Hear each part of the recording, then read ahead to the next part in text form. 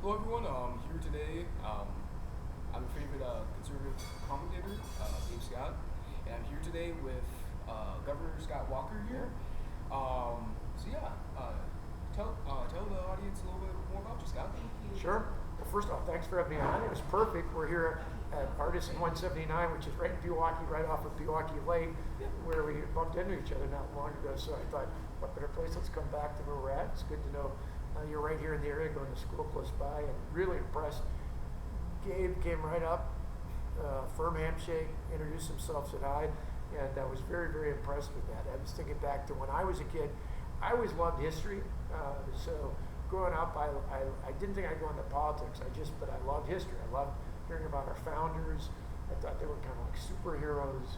You know, how they built this country and the war for independence, and then learning about all the other figures, Abraham Lincoln, the impact that Wisconsin had in the Civil War, thinking about my grandfather's generation and my uncle who was in World War II. And so all those things were a part of my life, but I thought I'd go into business someday. But when I was in high school, between the summer going into my summer year in high school, some of my teachers had suggested I go to a program called Badger Boys State. It was a week-long program the American Legion puts on, kind of talking about, not just talking about, but experiencing state and local governments. You're first in your city, then your county, then the state as a whole is all the young people there. And I was completely taken by it. I loved it. It was back at Ripon College at that time. And then each state, they have a boys' state and a girls' state. Each state, for those young men and young women, picked two people to go to Washington to be almost like members of the United States Senate. And I went to that program back in 1985, so a long time ago. And that really sparked my interest more than politics and public service. I learned from the veterans and the educators who were part of that, not just about the government. We went by the White House, we went by the Capitol, but particularly my senior counselor, a guy named Bob Turner, was a Vietnam veteran. And I remember when we went to the Vietnam Veterans Wall in Washington, D.C., he knew many of the names on the wall because he served in Vietnam. Those were people that were part of his platoons and people he'd served with and knew well. And it just touched me, the commitment that these veterans had to come back and then teach all of us and future generations about the importance of America and what we stand for. Very nice. Yeah. So next question is, what was your early career like going into politics? Like, what was your first potential government role? Was it city level? Was it state level? Yeah. No, great question. So when I started in college, I actually was involved in helping campaigns and that, but to pay for school, because my dad was a pastor, my mom worked part-time, we didn't have a lot of money, so I had to pay for school. I worked at IBM, I sold warranty agreements on old computers, but I was always involved helping candidates, whether it was for local office or state legislature, things like that. And so I got my interest in that, and then my senior year, I got offered a job. One of my clients was the American Red Cross. And so I didn't have a degree yet, but I had a job offer. So my friends a year older had a degree but no job. So I took the job, worked there for a few years. But in 1993, there was an opening in the state assembly as a state representative. And a lot of people I had volunteered with said, you know all about this stuff. You're young. I was only 25, but I'd just been newly married to my wife, Tonette. And they said, you talk about this stuff, you help others, why don't you run? And so I won a 5-way primary and won a general election in a tough area in Wauwatosa and served there for 8 years. And then there was a big scandal in Milwaukee County back just after 9/11, early in 2002. And I was outraged with what had happened. I thought it was ridiculous that Tom Heyman and the folks he'd worked with could get away with that. And so I said, I'm going to run if nobody else does. And lo and behold, in a county that's never elected a Republican in that position, I got elected and then re-elected. And then years later, when I was frustrated with how things were going in the state government, after I'd been the county executive for about 8 years, I said, well, I want my kids, Matt and Alex, to grow up in a state that was at least as great as the one I grew up in. And so I said I'd run for governor, and ultimately won. Yeah, and it takes lots of courage there to be able to do something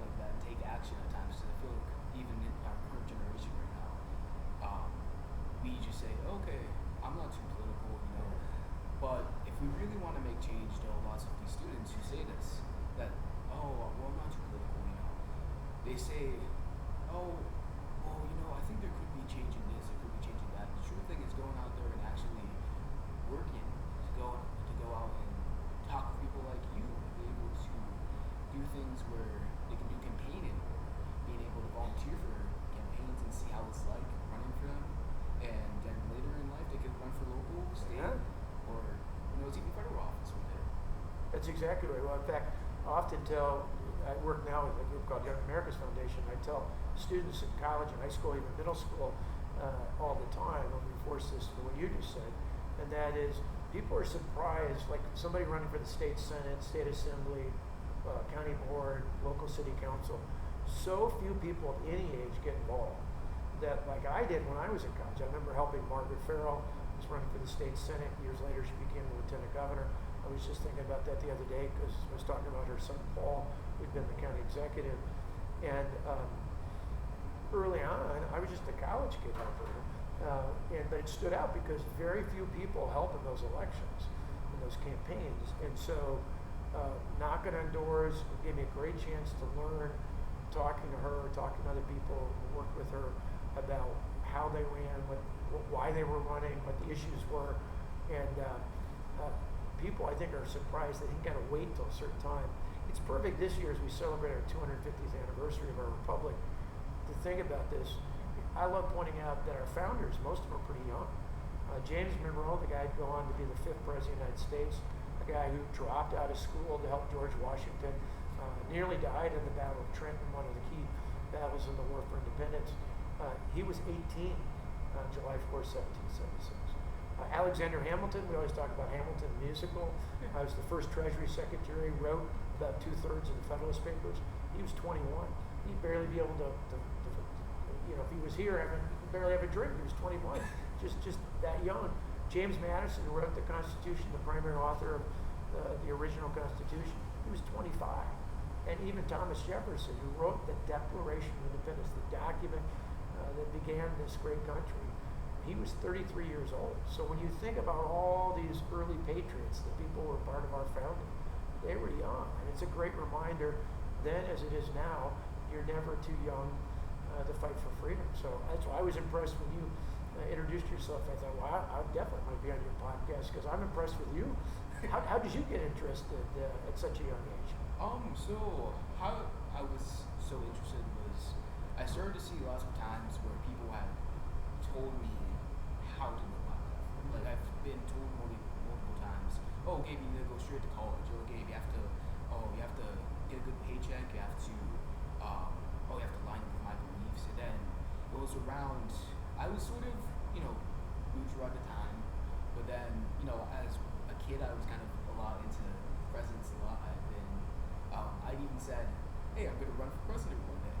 And kind of I still am going to try to run for federal office that one day. But, so yeah, then it was around the late 2025 when political commentator Charlie Kirk had died. Oh, yeah. Yeah, I've been very disappointed on how it went out. And I've been kind of just so mad at how much there was political violence at the time. Yeah. And with that, it really gave me the strength to be able to speak out there and being able to talk with other people about politics, to be able to debate people.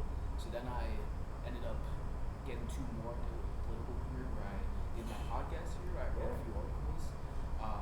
Here we are kind of today. That's awesome. Yeah. Well, and it makes sense. So when I was your age, Ronald Reagan was president, and I was incredibly inspired by him. Probably other than maybe my parents and grandparents and a few of my teachers, probably had as much of an influence on me just because he was not only a conservative, but an optimist. He believed in America, he believed in the American people.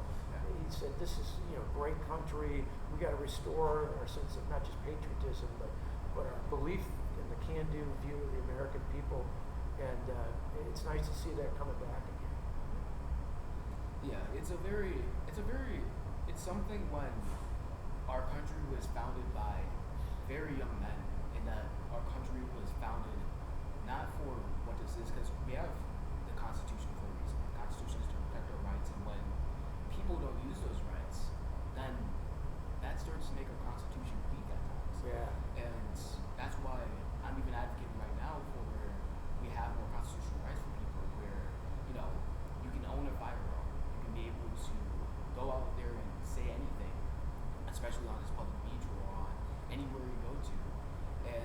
especially more for students, because there's lots of students out there, especially that I know myself, who really want to talk, but feel as if the government or their schools are trying to prevent them from being able to speak that kind of truth. Yeah. Yeah. Yeah, we see that quite a bit. It's part of the work. I always like to say, Young America's Foundation, if you're under attack, YEF's got your back. That we'll stand up, particularly on college campuses. It's ironic because a college campus should be a place where there's a lot of dialogue, a lot of debate, and it's the whole concept of you go there to have your ideas challenged and strengthened along the way. And yet, sadly, in many parts of America, college campuses where free speech is most at risk, and why we fight to make sure that anyone, not just people who share our beliefs, are able to speak out and be free. I love your shirt. We've had our challenges at the University of Wisconsin-Madison, and we keep pushing. We got a great chapter there. We help students all across the country. But it's really whether you're in college, you're in high school, or even in middle school, the constitutional right to speak out, to keep and bear arms, to speak freely, to assemble. Those are all things that I think we often take for granted. It's why people forget that legally, we talk about legal immigration, but legally, more than 1 million people every year legally come to America. They legally immigrate here. And it's overwhelmingly they're coming from countries where they've been oppressed, whether it's Venezuela or Cuba, which, by the way, all the talk about democratic socialism, Hugo Chavez was a democratic socialist elected in an open original election, and he was elected years ago and then followed by Maduro in Venezuela. But he ruined that country. He ruined the economy. He had the government take things over the same way that politicians here in New York and elsewhere are talking about. They had state-run businesses in prison as political opponents. Really a good reminder that democratic socialism doesn't work. Exactly. But why it's so important to keep those rights, to be able to speak out and share those thoughts. So truly, because when you say the term democratic socialism, it truly does not work in its form, because democracy is where we have, and then there's multiple types of democracy, of course, where there's direct democracy, representative democracy, but mainly democracy is where we have rule of law, where we have fair elections, where people can speak up for people who are currently, who have opinions where it might be strong opinions, it might be short-term opinions, but truly where everyone is able to strive under a constitution, under a government that is small and where it doesn't intervene so much in your life, and where liberty, freedom, and the ability to even talk to the government, like how there's lots of students who talk to representatives, and where you can speak to the government, you can speak towards those officials and tell them, hey, I don't like how you're currently running our country. Right. And they give you the input, you give them input, and you can find a realistic, feasible way how to help our country. Absolutely, that's well said. It's timely thinking about the 4th of July this year, celebrating 250 years. The Declaration, talked about that all of us are created equal, that God, not the government, grants us those rights, life, liberty, and pursuit of happiness, amongst many others. But that it also talked about the consent of the government. We're not subjects of the government. The government is there to serve the people, not the other way around. And it's so important because in a democratic republic, the idea being that, yes, we get to vote, we get to elect our representatives, whether it's for governor, state assembly, Congress, president, but at the same time, there are core rights that in a republic, not only do we elect officials, but there are core things that no matter what the masses say, even if 100 of us gather together, we can't take the rights away of one person that are spelled out in the Constitution and really declared in that original founding document. Next segment is, well, not segment, but question. Yeah. What made you become a conservative? Mm-hmm. What made you start having conservative values? Was it from a parent? Was it from a potential political figure? What was it exactly that pushed you to be more conservative? Combination of things. It's a great question. So my parents had clear views. My dad, like I said, was a pastor. They were very involved in the community. But they were not super political. I mean, it was clear they voted Republican, but they were not political activists, so they weren't aggressive in telling us who to vote for, but they were aggressive about getting us to vote, being involved in the community. Certainly had conservative ideas. So I think my mother and my father, even today, my mother's still alive. I think about my grandparents. One side, my mother's side, were farmers. So I think about my grandparents in particular.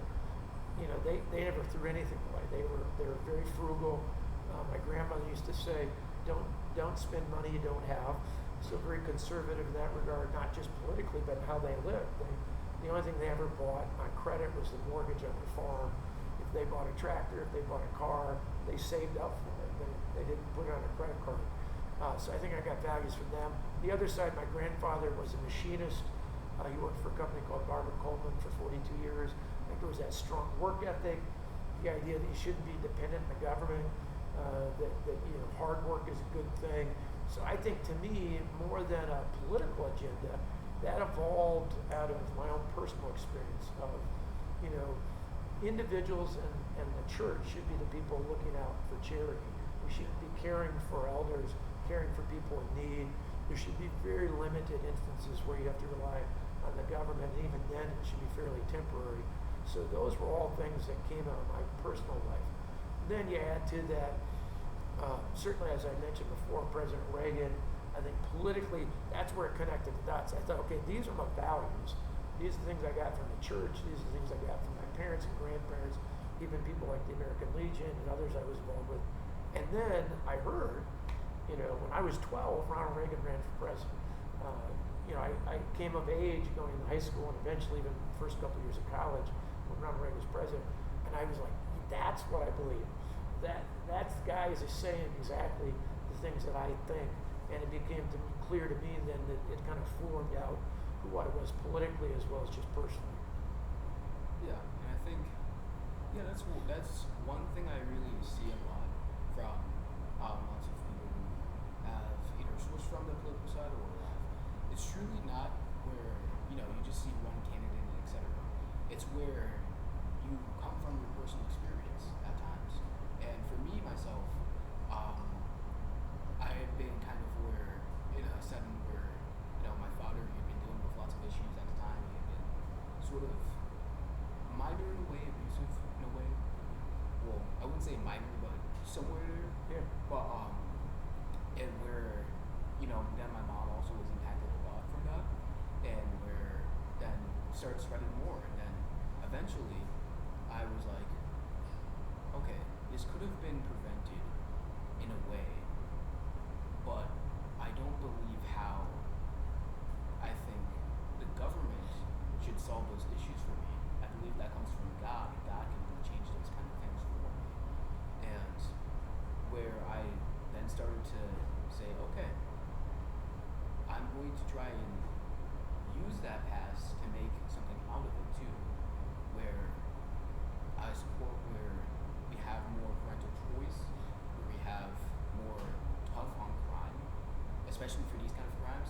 If there were someone that I knew that were going through the same similar environments as I did, I would have locked the person up and put them in jail earlier, because that's one of the only core jobs of the government is to enforce the law. Keep you safe, yeah. Yeah, that's the only thing.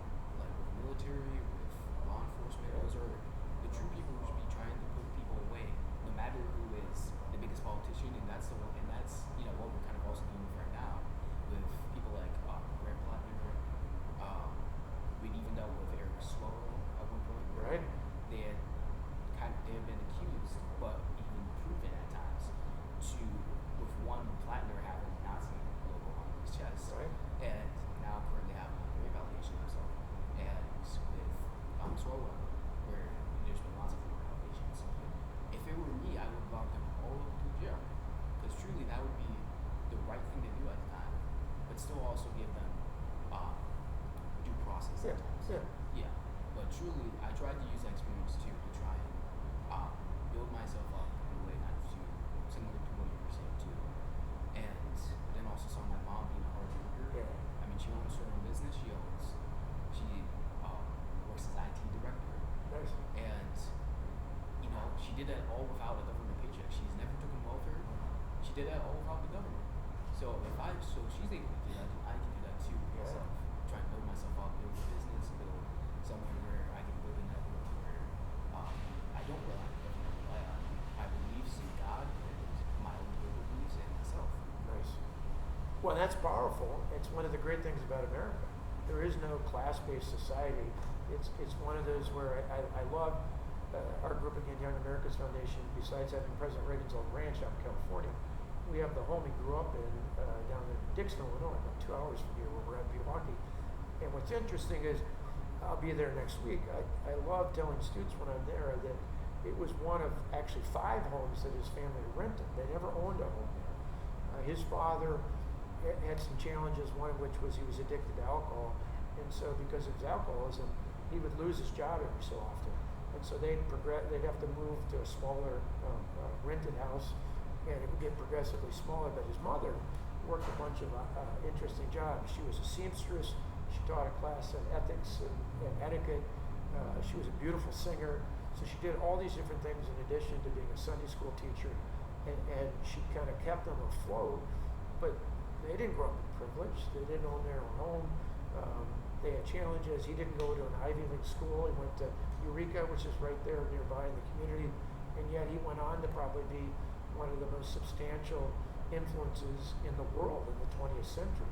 It just goes to show that in America, with hard work, determination, some good education, no matter where you get it at, you can do anything. And it's a powerful reminder of what I think our founders intended, that idea that all of us are created equal.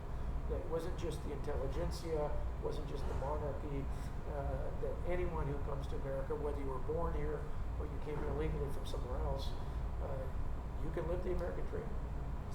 Yeah. Yeah. So then the next segment I wanted to talk on is currently of national politics. So Yeah. what do you think? So one question I have is, with the current debt and GDP ratio, it's currently 122. We're currently $39 trillion in debt right now. With some of that stuff, Yeah. a lot with government overspending, lots with waste, efficiency, and bureaucracy. What exactly do you think could be the solution if you were to be president, or because I know you did run for president? Yeah. What do you think would be the solution currently to eliminate the deficit? Yeah, a couple different things. Because you're right. I remember even before COVID, we were worried even then about getting over 30 trillion, and here we are just blowing that completely out of the water. And it's something that all of us, but particularly you and others in your generation and younger, should be worried about, because for all the talk about student loan debt, the average student loan debt is a fraction of what you're inheriting when it comes to the not only the federal debt, but you add what so many states and local governments have done to pile that on. Thankfully, when I was governor, Wisconsin, in terms of like our pension system, was one of only 2 systems that were fully funded, unlike our neighbors to the south in Illinois that don't even have half of it. So we were, doing our part to be fiscally responsible. I think a couple things.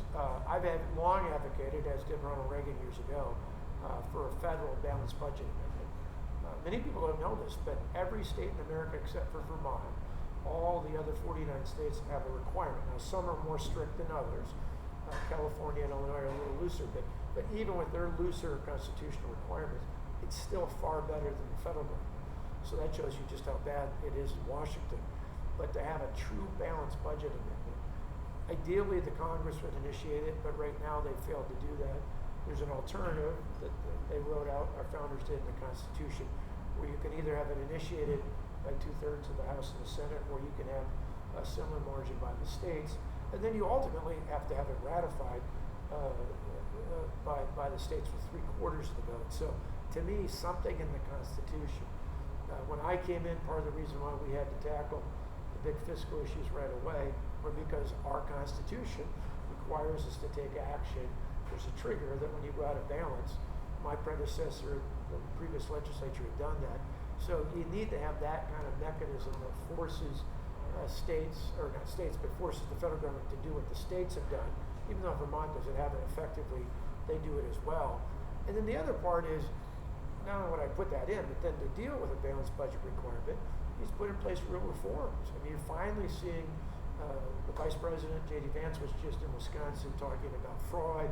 I, for years, have talked about the waste, fraud, and abuse, particularly in things like the Medicaid program, other areas where it's not only they're bilking the taxpayers, they're taking away the ability of people who legitimately need those services to get access to them. So there's a whole series of things. There's other things we should do that I think would dramatically increase growth in the economy, which would help as well.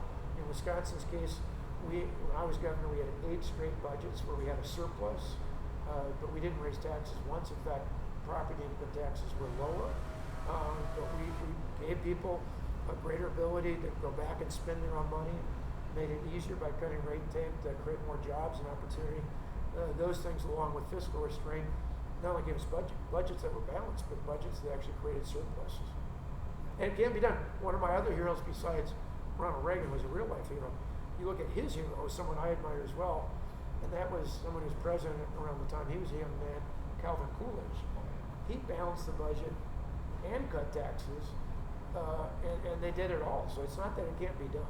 Yeah, yeah, it's a huge thing for our future, because if we're really gonna try to implement where we want government welfare, we want this and that, and that's the problem with lots of democratic socialism and with liberalism.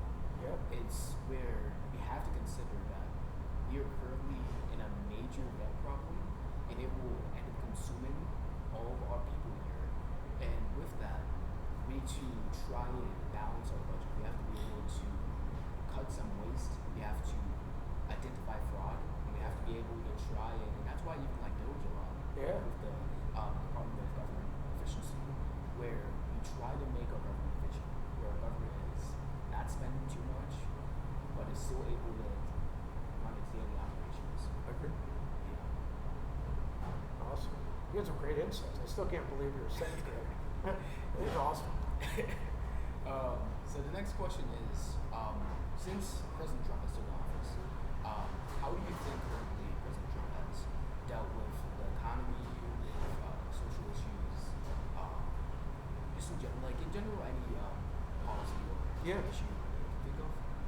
Yeah, I think overall he's done a really good job, obviously under difficult circumstances. You think of not just what he inherited from the Biden administration. There's just a report out the other day that part of what's been driving housing costs are because of the mass influx you had of people illegally coming into the United States. So thankfully, you look at border security, man, he made a promise there. I think even for adamant supporters of his, people are still surprised as to how quickly and how thoroughly he's dealt with that issue. Been some good changes. We're still seeing the effects, the positive effects of the tax cuts for the middle class and for small businesses that happened in his first term. We need more of that. I think he's done a series of good things with judicial appointments. We need more of those. I think with other efforts to cut red tape, we just need even more of that going forward. Part of what you just talked about, even coming back and pushing the government on reducing spending. It was a good start with Doge, but we need to not only do more, we need to lock that in. One of the best things we did is our changes we made, not through me signing executive orders, which are a great first step, but then we changed the law so that those reforms are still working, in some cases 15 years after we started. In his case, that's part of what they need to do next. The Congress needs to back the president up and actually put in the law the changes he's made. When you do that, not only does it reduce the waste, fraud, and abuse of government, less government spending is what the reverse of that is, where we've had more government spending in the past. That drives up inflation, which is really the main reason prices go up.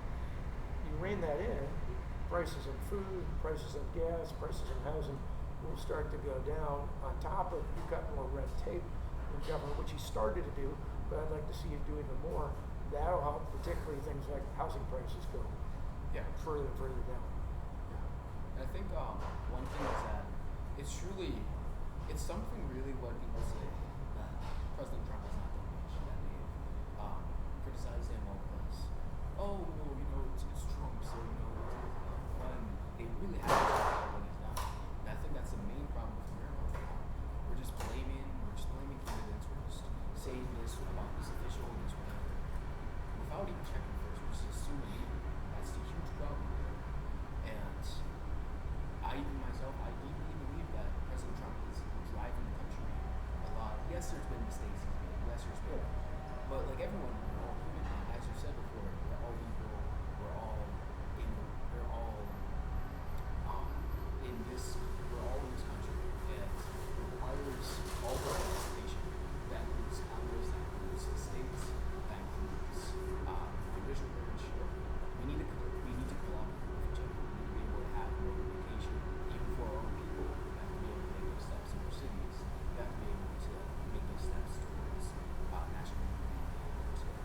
particularly now, one of the things I'd hoped for, and I think has come about to a certain extent with the 250th, is realize we're all still Americans.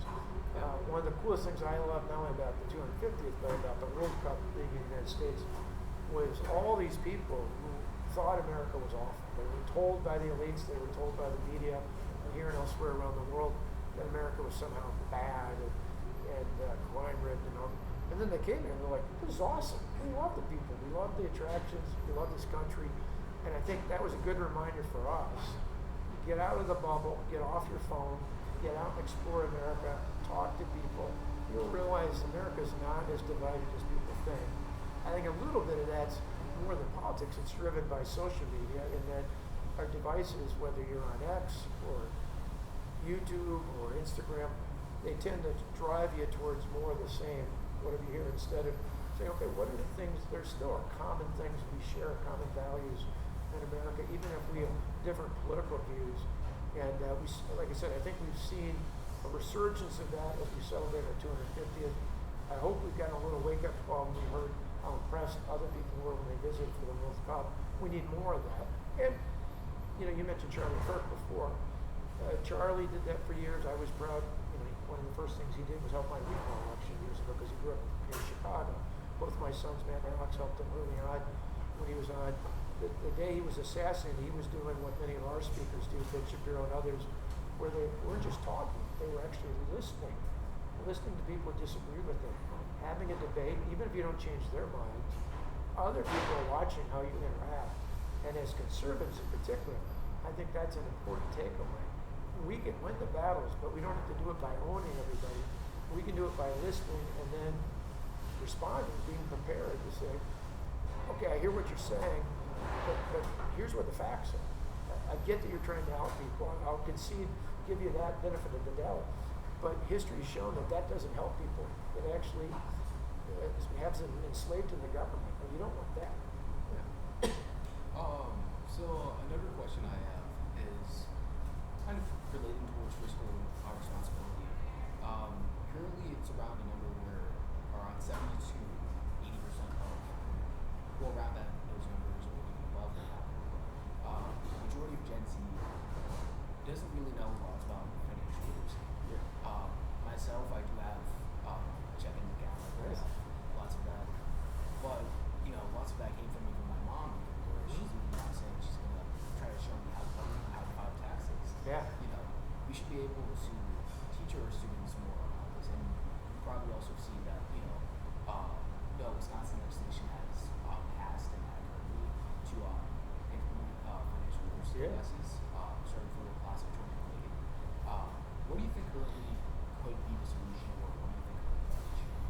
Well, I certainly think state by state that should be a core part. It's something we promoted when I was governor here in Wisconsin, and I'm glad to see we're taking it even further. I think in general, to me, there's four core things that I think, besides reading and math, which is important, but four things that we need to reinforce in Wisconsin and all across America. That's it. Recommit ourselves to objective American history, objective world history, economics, basic economics, and financial literacy. One, those are just core things to know. But two, I believe as we share many of the same beliefs, more people in general, particularly more young people, would share our beliefs if they heard those four things more objectively, if they actually were exposed. Because, people sadly will say, and it is a sad statistic, pride in America in several surveys is an all-time low. And it's overwhelmingly, tragically driven by younger people, Gen Z. At the same time, proficiency in American history and American government, in 8th grade in particular, is at an all-time low. Well, I see the two as going hand in hand. If we're not teaching young people about American history, and I don't mean whitewashing it, the good, the bad, the ugly. We need to know it all, but we need to know how the bad things that happened we overcame. We had that promise made on July 4th, the promise of America. We didn't always live up to it, but we kept making changes and improvements and got better and better, and are still on the path towards a more perfect nation. We need to know how America fits in with the rest of the world and what were happening at different times in the history of the world. And then we need the more that we know basic economics and then apply it to our personal finances. One that's not only good for us to know, I think it will maybe not everybody, but lead many more people towards a more conservative point of view. Because you'll say, hey, true freedom and prosperity don't come from the clumsy hand of the government. They come from empowering people to live their own lives and control their own destinies through the dignity of hard work. They'll show that, if you not only keep your own finances and you expect small businesses like the one we're in here to do that, we should expect the same thing from our government. We should not live beyond our means. And those are things that when you hear, I think well-intentioned young people in particular, like Bernie Sanders saying, well, we'll give you free this and free that. Well, it's not free. Yeah. Somebody's paying for it, and usually with interest, so it costs you more when you pay for it later, when you pay off that interest. How about instead tackling the issues head on? Student loans is a good example. Instead of writing off loans that people knew what they were getting into at the time, why don't we pressure our colleges and universities, particularly those state-run government institutions, let's push them like I did to keep their tuition down in the first place so our students aren't taking on more debt than they can possibly pay off. Not by having taxpayers, many of whom never went to college or long ago paid off their student loans, have to pay for it years if not decades later. So those are just the difference. It's not that we don't care about those issues. We just think if you learn personal finances, if you learn economics, and if you learn true American and world history, the facts overwhelmingly point to a more conservative point of view, not only in politics, but even how we live our lives. Yeah. I think in general, yes, we need to have, if people got to see what and how we've improved as a nation, they would be really surprised at how we came from. And yes, America's not perfect, but we are basically the symbol of, and we have the best framework, which is known as classical liberalism, rule of law, individual liberties, free markets, and etc. We have been seen as one of the biggest frameworks for freedom around all nations, and we continue to inspire people to go into government roles, and we have had we're basically one of the biggest economies currently. We're also one of the biggest superpowers. There's a lot to learn more about our country and learn about how our nation has been like. Because if they actually saw what our people, our country in general, had to go through the Civil War, how we had to go through the Great Depression, we had to go through 9/11, we had to go through World War II, we had to go through so much stuff, and our nation stayed strong because we have a deep belief in patriotism, where people are equal, and where we all love each other, and it just truly shows that national unity we have now. It's a great reminder. You asked me before about where I got things from, and I mentioned how I loved our founders, as imperfect as they were, and I always remind people the last perfect person I'm aware of hasn't walked on the earth in about 2,000 years. But I thought of our founders, and it's always been inspiring to me to think about, I didn't get to go as a kid, but later in life I went to Independence Hall. And to be there, and in fact we're going to have a high school conference there later in October, and to think about, they risk everything. Their lives, their fortune, their sacred honor. These were guys who, had they failed, would have been hung by the king. So they risk it all for the freedoms we hold dear today. And then you think not just about those patriots that were in that room, the old Pennsylvania State House, but then all the men and women since, the people in the military, the people not only in elected office, but others who stood up and defended the Constitution, who defended our rights, all the way through to today. You're right. One of the things I think is important, not just from a historical standpoint, but for young people to know, is about our resilience. We've been knocked down and we've come back over and over and over again, and in the process got better. As imperfect as the original Constitution was, and there were flaws at the time, compromises made that didn't fully live up to that promise of the Declaration of Independence. But our founders at least knew they gave future leaders the capacity to change and improve that document. Albeit not easy, obviously intentional, but we had things. You mentioned the Civil War after that. the 13th, the 14th, the 15th Amendments, which made sure that people were equal. Years later, the 19th Amendment, which was first ratified here in the state of Wisconsin, which made sure women had the same voting rights and property rights as men did in this country. All these things were part of that evolution towards a more perfect nation. So I love how these ideas you're so on top of. Where did it all come from? Reading, listening, podcast, YouTube, where all the above? Mainly came from lots of research at times, especially I kind of did a lot kind of where, I just been on my phone a lot where I just, kind of did my own research at times on like biology, science. Then once I got more into U.S. politics, I then started to research a lot about these things. I started to do statistics, and then I started listening to lots of the debates, especially with Charlie Kirk. I started listening to more podcasts like Ben Shapiro. Started listening even to opposing ones, progressive ones, even like Dean Wiggers. Get a job. That was so I listened from both sides too, and I started to think, what is the best like bipartisan way out of our country? What's the best way what's the best economic framework we can have? And then I read more into the Constitution, and I figured out that classical liberalism is a true framework. I started to figure out more on lots of the research that I've done.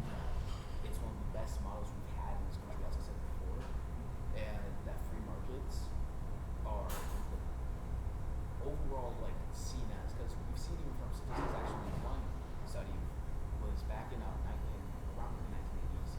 China had 800 million people in poverty, and eventually then, now come to today after free market laws had been passed a lot, even though China's still sort of, they're still trying to get to that way. China, it's now been seen that 1% of people in China, which is 1 billion people currently, are only poverty. That just shows completely that free market capitalism is truly the way to go, because people are able to start businesses, people don't have to go through, and even from even studies too, government regulations actually create monopolies. So it's very hard for people to be able to do farm work, to be able to do maybe your own lemonade stand, and that's probably why also I want to run for governor soon, around 2034 when I'm going to be 21. Oh wow! I'll be watching. I really want to be able to keep that emphasis where we have free markets, where we have the Constitution is most important, and where we get our state back as well. To have that state, we have to be able to enjoy our own national and also state pride, and we have to be able to also, still enforce the law. So to be able to get Milwaukee out of the insaneness it's been in, and to be able to teach our children a lot more on our country, to be able to power our industry, and be able to just in general make our state great. That's awesome. Well, you guys are going to be watching for Gabe here in the future, that's for sure. Another segment I wanted to do was based on how your time as governor was. You had passed one bill, the Act 10. Right. It had kind of lots of people, even someone I knew actually the other day was mentioning about it. It had some teachers and public units kind of concerned at times, and also there was some protests at times. Just a few. But I've even been watching a video of you talking about it at your assembly, about the protests and thanking people who had stayed with their jobs. What exactly do you think? Like, what would you say today to the other people who had concerns about the bill still? Sure. Protests that day? Well, a lot of it's because they've been told things that either aren't true or misconstrued. One of the most important things I mentioned is that Act 10 was really not about unions or teachers, it was about power. It was about taking the power out of the hands of the big government special interests and putting it firmly into the hands of the hardworking taxpayers, and not just the taxpayers, but the people they elect to run their schools, their counties, their municipalities, And that's really what it's about. People attribute other issues to it. I just saw one of the people running for governor say, oh, we have to get rid of Act 10 to fully fund the schools. I'm not advocating for this, but today, right now, with Act 10 in place, the governor and state legislature in this state, here in Wisconsin, could double the amount of money spending on schools. There's nothing that prohibits more or less money being spent. It's whether that money is spent in the classroom or where the teachers' union bosses want. And that's really, I always like to try and expose it and say, the liberal radical politicians who say we need to get rid of Act 10 to fully fund schools are really, what they're telling you is they really want to fully fund the union bosses. Because what we did was say, no, the union contracts can't trump what the people you elect to run your school boards do. And so the beauty of that is, like with schools, schools can now, because of Act 10, they can make staffing decisions based on merit, meaning seniority can't protect someone who's not a good teacher. There's a new young teacher and they want to get into it, and we can pay them more. You can pay them based on performance, and keep the best and the brightest in the classroom. So that's really a long-term what those reforms are about. And I believe that's part of the reason why at one point there were 100,000 protesters, was because not only here in the state, but the union bosses from across the country didn't want this to happen. Because part of what we did was took their money away. We said you can't automatically deduct dues out of people's paychecks. So say in Milwaukee, a teacher who in the past was paying maybe about $1,500 for union dues, now she or he can keep that money if they don't want to be in the union. They don't have to. I mean, if they want to be in it, they feel like they get some value out of it, great. A lot of private sector unions, the public or the workers don't have to be in it, but many of them will opt to, even under our freedom to choose law, because they see a value. They see them offering training, professional development, things of that nature. They're not. Many of them don't feel like they were getting it from the teachers union and other government-run unions, and so we gave them a choice. That's really what they were bitter about. That's why they want to repeal it. They want to get that money back. It's not money that by and large is going to go in the classroom. It's going to go into their hands so they can elect people that are going to give them more benefits and more other things that aren't necessarily about improving education. So that's why I keep repeating it. Actually posted something about it today, reminding people again, nothing in Act 10 doesn't allow for an increase in spending on schools. It just makes those decisions by the people you elect, not by a bunch of union bosses. Yes, and I think it's truly something because my grandmother was actually a teacher at one point. Oh yeah. Back when we got there. It's where we have to say, we need to keep the paychecks of teachers. Yes, there's lots of teachers who are struggling to keep families tight. Yeah. They're trying to get their like anyone else. They're trying to get their paychecks, but at the same time, you have to realize that in order for a fair system where taxpayers are still able to get those chances, because at the end of the day, we're all taxpayers, and we have to be able to keep our money. We have our money for families, we might have our money for deposits, we might have our money for even fundraisers, honestly, and we have to acknowledge the fact that whichever media source we're getting it from, it's probably not going to be the right thing if we don't look at it directly. And yeah, I think in general it's truly where people had misconception a lot, and where people just said, oh, it's very controversial because, and then like one day people could then say, Governor Walker's trying to cut our paychecks now, Governor Walker's trying to cut our public schools, when truly that's not what they are hearing from the bill. They're just hearing that from media. Right, and it was about putting money in the classroom. I remember one of the classic attacks was they said, well, I hated public schools, my kids went to private schools. Well, that was the opposite. My kids went to Wauwatosa East High School at the time. John Barrett, who ran against me the first time, was mayor of Milwaukee back then, and then ran against me in the recall. All of his kids went to private schools. Now, I have no problem with that. That's his choice. That's, the family gets to make the decision. I've always advocated for that. The money should follow the student, not the system. But my kids actually found a great opportunity in the Wauwatosa School District. I went to Delaware Darien schools, so I went to public schools. I got nothing but love for so many of the great teachers, but to me, those decisions should be made by the Wauwatosa School Board, Delaware Indiana School Board, not by a handful of union leaders who really weren't about advocating for more money in the classroom. They wanted it for their own purposes. It does raise one other interesting point beyond just this particular issue, and that is, like you said, really searching for facts, for the truth. And this is true even amongst conservatives. I don't say it just with liberal media on the left, but my problem with most media outlets these days, here and across the country, even in the national media, is not that they're biased, many are. It's that they're lazy. They don't do the research. And so that's why you see them repeat the same things over and over again. It's very difficult sometimes, even if somebody originally has something wrong, because other media outlets will repeat it over and over and over again. And that's why, particularly for young people, it's so important. Go back to the core, go back to the base, find out where did the information come from, and validate it yourself.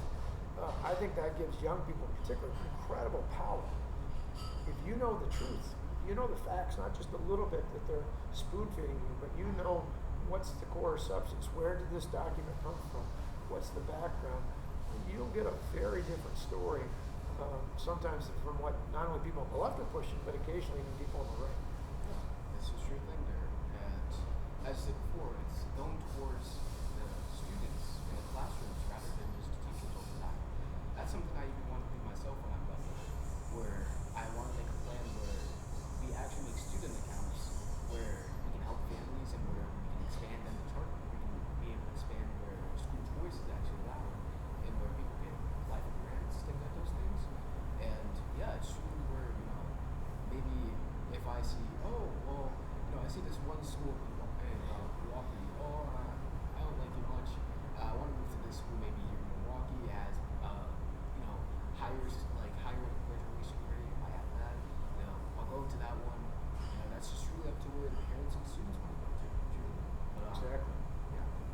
Another question is, probably on abortion laws. Yeah. So lots of times people, especially us as conservatives, some people, especially President Trump, he goes for more on sort of where abortion is sometimes allowed in the case of incest, rape, and also the life of the mother. From some of your abortion bills and laws passed, I did see that it was accepted for the death, the life of the mother. So myself, I'm also very pro-life. Kind of, I am. Where, I deeply hold that deep to not only just my belief in God, but also I believe that children have the right to live, where they don't have to be terminated immediately, and where sometimes, and I think I've said this one time before, truly abortion should be where it's only for when the life of the mother is at risk. And even though some other conservative figures have said that they promote either complete ban on abortion or sort of less regulations at times. What do you exactly think about the bills and at times? Yeah, great question. Yeah, well, first of all, I love babies. I think back to my kids are 32 and soon to be 31, and I'm hoping someday to be a grandfather soon because I just love babies. I still think about Matthew, our oldest, just turned 32 on June 30th, and I remember his earliest picture was a ultrasound. Now today they're all cool in 3D, but back then it was kind of black and white, and he had his thumb in his mouth and he was sucking his thumb, and it was just, I was already had that point of view, but just so obvious, this isn't some clump of cells, this isn't an organ, this is a baby sucking his thumb, his heart's beating, the DNA is his. It's not, it wasn't just Tonette's, it was now somebody, a living human being, right there in the womb that we took this picture of. So I love babies, I want to protect innocent life. So I just begin with that, because I think most Americans, no matter where they think they are politically, would share that sympathy. example I gave years ago when I was debating, even in the state legislature a long time ago, was I gave an example of Tonette. We'd had Matthew. Tonette was pregnant with Alex, our second son. They're just about a year apart, and it didn't happen, but I gave this hypothetical example. I said, imagine a drunk driver smashed into our car, and we were in our minivan, hit the passenger side, seriously injured Tonette in that hypothetical example. And in the process, we lost the baby she was carrying, if that had happened. I looked at all the people, including those who didn't agree with me on this issue, and I said, just knowing me personally, would you send Tonette and I a get well card because she was injured? Or would you send a sympathy card because in that example we would have lost a child? Well, I think most people, decent people, regardless of politics, would send a sympathy card, not just to get well, because they'd say, oh my gosh, you lost a baby. Well, if you said you lost a baby, you're acknowledging that that's not just, you didn't lose an organ, you didn't lose a clot of cells, you lost a baby. So personally, I just feel passionate about that. I think here in Wisconsin right now, the law I signed about 11 years ago works well, and that is about halfway through a pregnancy, the law protects a baby. And I think it's indisputable at that point that child can live on their own if they were born early. I just ran into a wonderful baby at church 2 weeks ago. Was born 7 weeks early. And you just think about these preemies and just with the technology. Our kids were both born at St. Joseph. They had an intensive care unit, ICU. And I just think, boy, we want to do what we can to protect those children. In contrast, you see so many of the people running on the radical left these days. They want to allow you to take the life of that child all the way to the literally moments before they're born.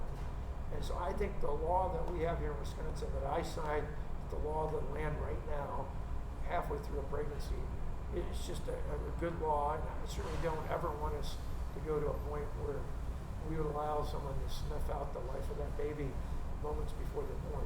I think overwhelmingly people think what we have is reasonable, what the others are proposing is not. Yeah, and even for myself, because I was born in sort of harsh conditions at the time, even though of that, I would still want to be born rather than my mom just having me born. Yeah. Because truly, the gift of life can be changed in many different ways, where they could be kind of like me, where I've gotten to this point, I'm interviewing you at this point. You know, or they could be construction worker, they could be Elon Musk at this point. Right, yeah. They could be Sky's the limit. Yes, it's like truly, you have to be able to realize that this baby has a future. This baby cannot be cut short of the future. And yeah, that's just where I really see it from. I see it from just truly morality, because then even though we get into the morality, in a sort of lots of times because people don't have, as much as someone when you say Christianity or religion. In general, it's even, if we take religion out of the context, it's even from what we can even think at times. We can all, if I ask someone who's an atheist on the street and I ask them, oh, do you think murder is wrong? They would obviously say murder is wrong. But if I ask them the question, why is murder wrong? Why is murder wrong? It's because it's killing someone. Well, if it's just killing someone, what's that morality where we can find that? And it's from, and maybe a scientist could say that's natural instincts, but then at time when we developed from that natural instinct, we then developed that into religion and also philosophy. So I think, yeah, in general, it's just truly where we have to think, okay, if I have no morality to say murdering someone, it's wrong. Why can't I say murder is wrong for someone who's about to be developed as a baby? It's just truly something, yeah. Well, I think in the end, we several years ago won in the court when the Supreme Court decision came out. But I've said since then we now have to shift and win in the court of public opinion. That it's not just about laws; it's about making the case to people here in Wisconsin, all across the country, that exactly as you did so well. That this is a baby. Who doesn't love babies? And that while we understand there often are difficult circumstances as people who love babies, we got to make sure that we support them not just before they're born, but after they're born, not just through government, but oftentimes personally, in supporting families, whether they're in our own families, in our communities, and churches, and I think that's a powerful testimony. So another question I had was kind of on your recall election. Yeah. So at times tensions were very tough on that time. Yeah. Just also doing just quote my mom on here. I just want to say that she voted for you all these times. Oh, thanks. Appreciate it. But yeah. So what exactly was going through your mind at the time? Were you very stressed? Were you very? Because I know through something like that, that would be kind of something difficult for me at times. But what exactly was going through your head when you lost your house? Well, it was unlike anything we'd ever seen. It never had been successfully attempted here in Wisconsin, and so we didn't know what was going to happen. We knew early on the media was overwhelmingly painting a narrative during the protest that was in opposition to what we're doing, and so I think had there been a recall election, a couple of months after the first protest, it's very likely I could have lost. But over time, and that's probably why the people who put the law in place in the first place said it's got to be at least a year after you've taken office or been elected, was to give people time to explain. And so when people saw all the hype, and then they saw months later that schools were not falling apart, that in many cases those schools that were originally using our reforms were actually better, and other local governments, and when they saw their property taxes, which had gone way up over the last decade, suddenly going down, they started saying, well, wait, maybe he's onto something here. Maybe all these people, many of whom are from out of state, are not right. Maybe they're, and so the more we got out and campaigned, the more we got out of the Capitol and talked to people, the better I felt. But we really didn't know. It was a June election, June 5th, a year after I'd taken office. We didn't know small turnout. The left, the opposition was mobilized. In the end, the irony is, we won that election, that special election, in June of that year for the recall, with more votes than we did the first time. Not only a higher percentage, but with more actual votes. And I think that's because of the protest, because of all the national attention, everybody was paying attention. And they, over time, first it was the naysayers, it was the people who were out to get us, many of whom were driven by false information. And then as we had time to tell what was really going on, they ended up, no, wait a minute, there's more to this story. That just to me is a larger lesson in perseverance, that things may seem really gloomy and dark, but you just got to persevere, keep making your case, be true to the truth, be true to yourself. And when we did that, like I said, we won. But we, even going in that election night, we didn't really know, because it was completely unlike anything that ever happened here. Yeah. And my family, I can tell you that night when they introduced me, I gave them this huge, long hug before I went up on the podium, because I was so relieved that it was over for them. Not so much that I won, but that it was over for them, because Matt and Alex were in high school. They had threats. My wife had threats. I had a stack of death threats. It was very, very stressful for them. Thankfully, because we bonded together as a family, we made Christ the center all of our decisions and dealing with our stress. It actually made us closer as a family. But we just didn't know what to expect. Yeah, I'm very sorry that you had to go through something like that, because that's truly, it's very disgusting that America's got to that point where we just send death threats to anyone we disagree with, truly, and we just kill anyone we disagree with, truly, and it's something, truly. It's really something. Well, unfortunately, it shouldn't happen anywhere, and it's not that it's exclusively one-sided equation, but I think it's pretty compelling evidence that it's tragically, for me, and then we saw it nationally evolve into Trump derangement, but even with Charlie Kirk, we see even recently in the trial evidence that these things weren't random. These were driven by hatred, by disagreement. Instead of saying, well, I disagree, by saying, if I don't agree with you, if you don't agree with me, I hate you and I want ill of you. Well, that's not the way this country should be. It's certainly not the way I raise my own kids and at home. for anyone watching, whether you're conservative or not, that we certainly would invoke those tactics because, again, part of what's beautiful about living in America is we can assemble freely, we can speak out, we can protest the government if we want, but no way should threats of violence ever be accepted anywhere. Yes, indeed. So another segment I Yeah. wanted to go on to, I know we've gone through lots of segments, but You cover a lot of good stuff.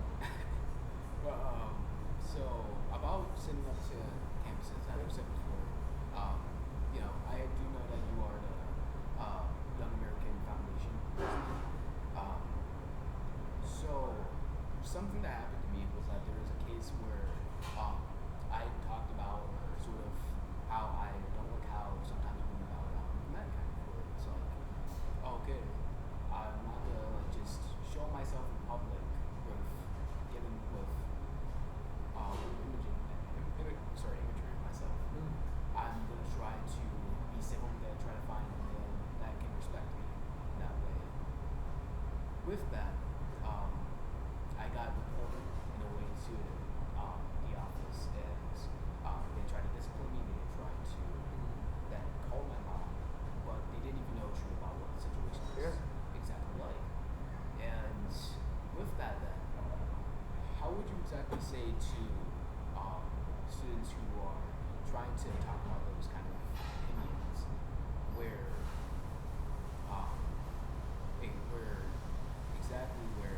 they're probably going through the same thing, or they could be going and facing death threats from other students? Yeah. What would you say exactly for the students to do in those kind of moments? Yeah, I think it's tough. It's certainly tough, and I'm sorry you have to go through any of that. We can relate, bond in that regard.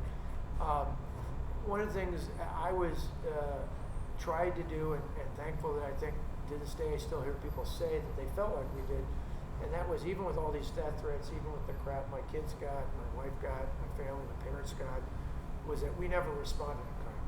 We were always firm in our beliefs. I don't mean being squishy, but we're always upbeat and positive, never attacked our opponents in terms of unfair attacks or threats or anything in that regard.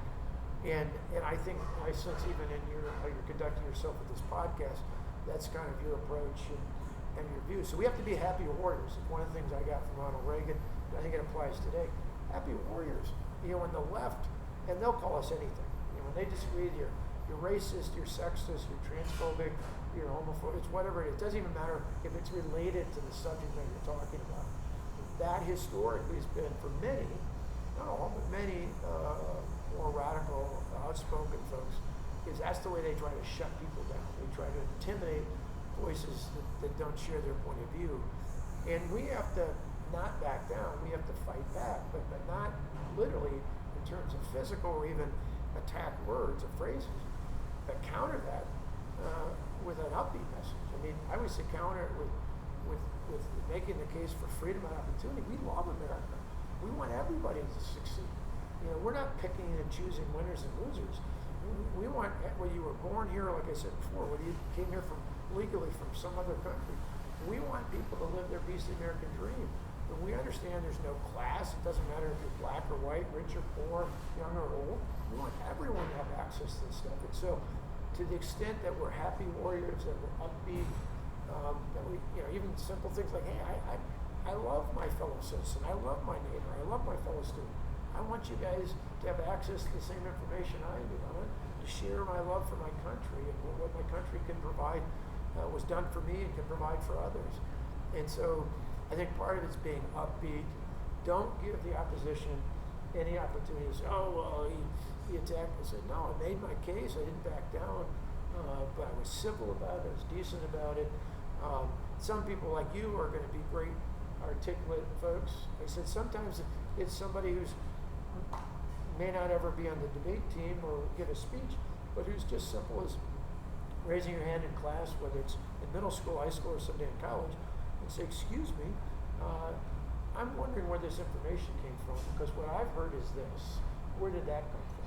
But a lot of times the people pushing these radical socialist, communist, Marxist agendas are emotion driven, but they're not based in fact. And so even just politely asking questions about that can go a long way.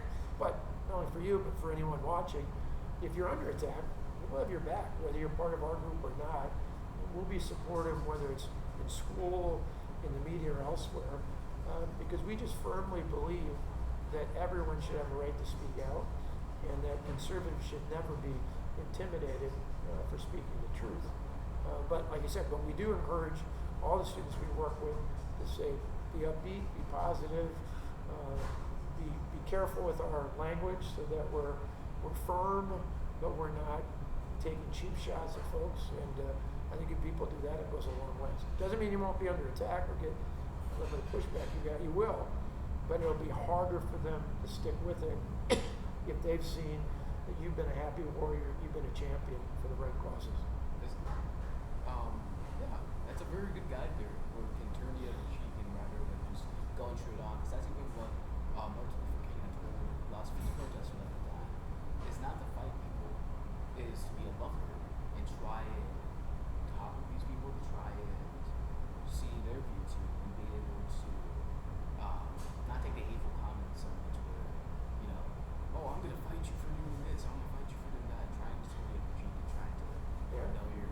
Dr. King, being a preacher, appropriately so, paraphrased something that King Solomon said in the Old Testament, where he talked about darkness can't drive out darkness, only light can. And hatred can't drive out hatred, only love can.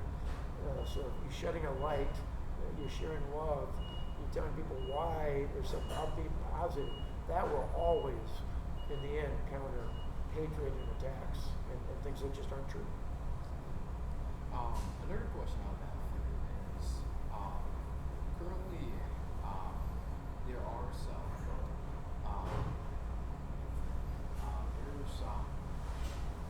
sort of people who feel like there's not too many resources to allow them to be able to kind of do these things, and it's either because their school board might be liberal, conservative, bipartisan, Marxist, whatever it is, except because even I know myself, someone who's on my school board, which was during a live stream where they had talked about religion, where they said, so why are you making religion, why are you allowing religious instruction to be one of the exceptions to be in school? And lots of the board members have said it's not exactly where students can just get up and leave, where you still allow students to go in those moments and be able to be dismissed during those times. And then she had walked off and called them cowards, which was very immature, just to say it from what I can say. It's very immature way. So what would you say to the students, or recommend to them? What exact chapters, maybe even your own chapters? What would you say would be the recommendation to do?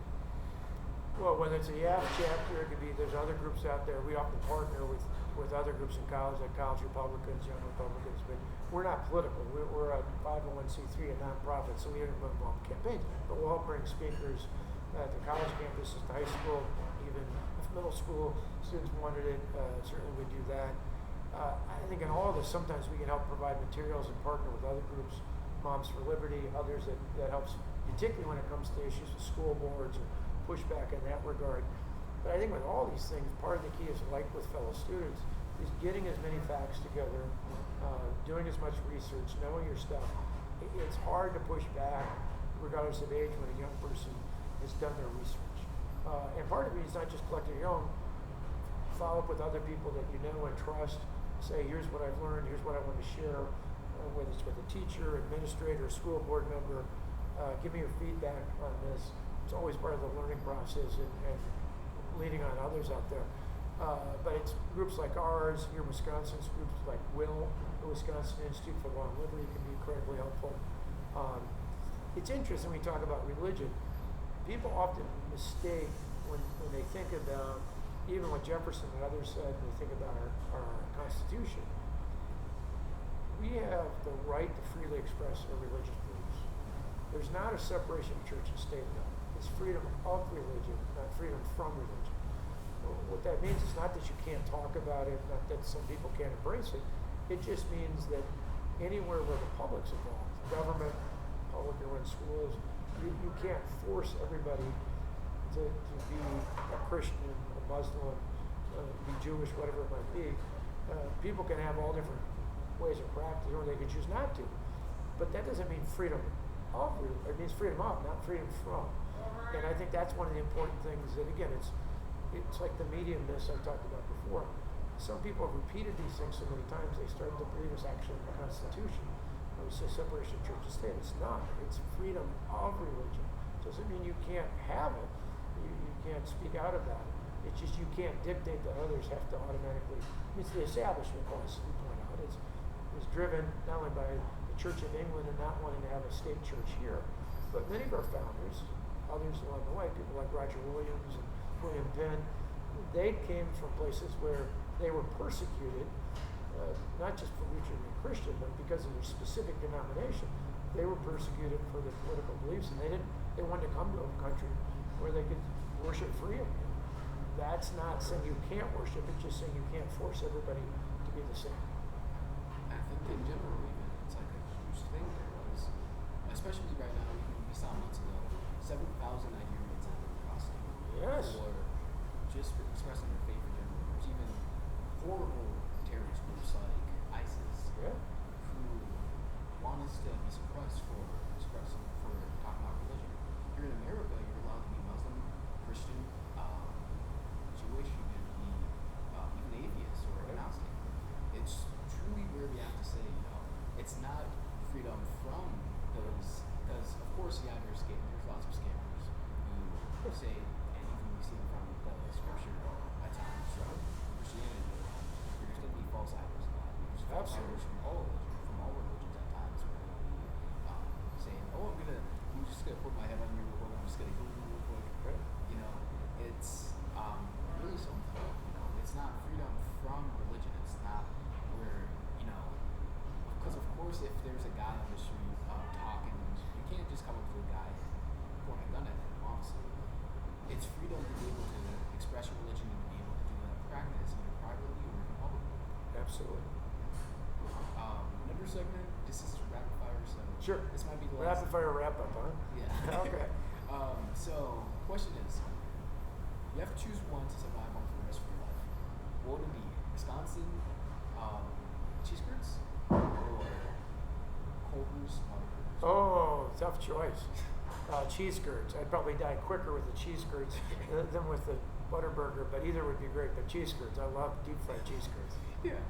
Another question is, what outside of the founding father, who would you say would be your favorite president? I might know the answer, but who would be your favorite president? Well, Ronald Reagan, without a doubt. Like I said, I came of age of him. I thought he was a great inspiration. Still is today. You look at so many of the things he said, even speeches he gave before I was born. Time for Choosing, the speech he gave in '64, still powerful today.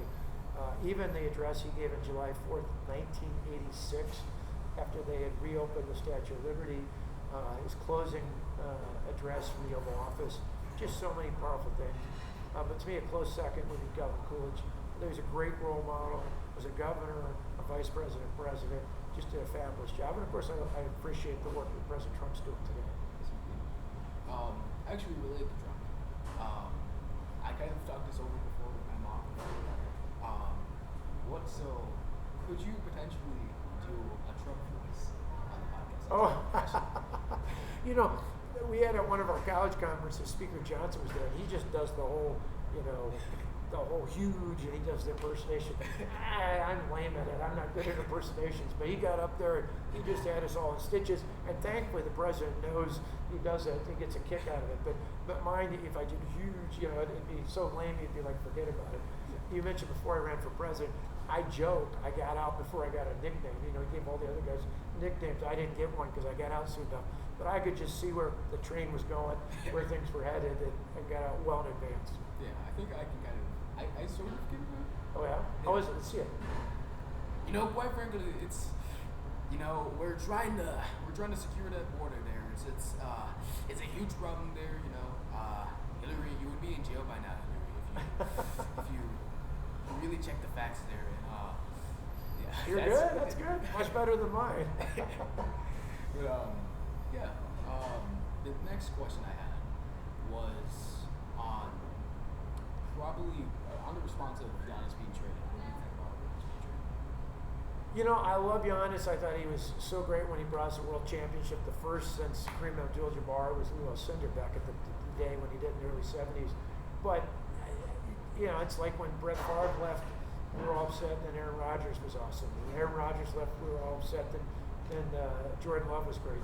My hope is it probably was time. You know, we hadn't been to the playoffs. We were kind of in a rut. It's probably time to shake it up. So I love what Giannis did. I love what he meant to the community. I loved his passion. But I'm ready for the next step. Second to last question is, what would be your message towards students on national? What would be your huge message, like your huge quote that you want people to know? Well, I think that the biggest thing is that it's something that President Reagan talked about. You know, freedom's never more than one generation away from extinction. It's not something you get passed on to you in your bloodstream. It's not something your family automatically gives to you. It's something you got to stand up and fight for and defend, and then do it every single day, and then pass it on to the next generation to do the same thing. So from a student standpoint, I want people to know that I was in the fight, I was in the battle, not just for myself, but for them and for future generations. Everything I did as governor, I always said, people say, what's your reason? I said, two. Matt and Alex, those are my two sons. I wanted their generation and future ones to have as great of a state and a country as I did. And we need to do the same thing going forward. And final question is, so for my run for president, it will be 2048 when I'll be eligible to run for president in the first election. That will actually kind of count. But would I have a Scott Walker endorsed run for governor? What? For president? For president? I hope I'm alive by then, right? I'm still in my 50s, so that's a good start. 48 sounds a long ways away, but it's not that far away. But we'll be watching every step of the way. We'll get you into the next wave through high school and then beyond, and I'll be watching. Like I said, I'm impressed. I can't believe, you know, it's the quality of all the questions you've had. That you don't have notes. There's no notes out here. He's doing it all off his head, and really impressed. So we'll be watching with enthusiasm. I'll be in your cheering section. Well, thank you very much, Governor Walker, for coming here, for being able to be on this podcast. It really means a lot to me. You've been truly a hero for me throughout my time that I've been researching and doing political stuff. And truly a lot. Lots of my friends could probably say that too. Thank you just for representing Wisconsin pride. Thank you for being a man of God, and thank you for being a true American patriot. Well, thank you. Well, I hope you come to some of our stuff, yaf.org, for people who are listening. We'd love to have you at future events. Thank you very much. Yeah. So yeah, thank you guys for watching. This is Gabe and Governor